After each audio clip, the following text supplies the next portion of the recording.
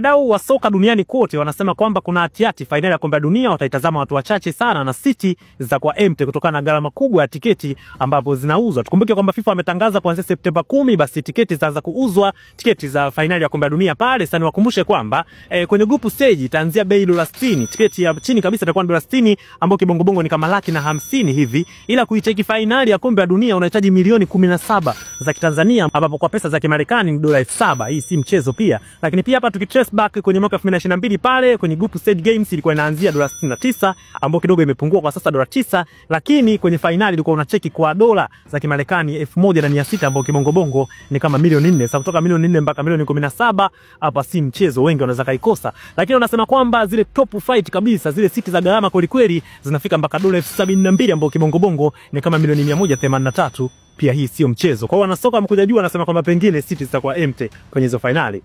Ndugu yangu, wewe unaweza kushiriki kuitazama finali.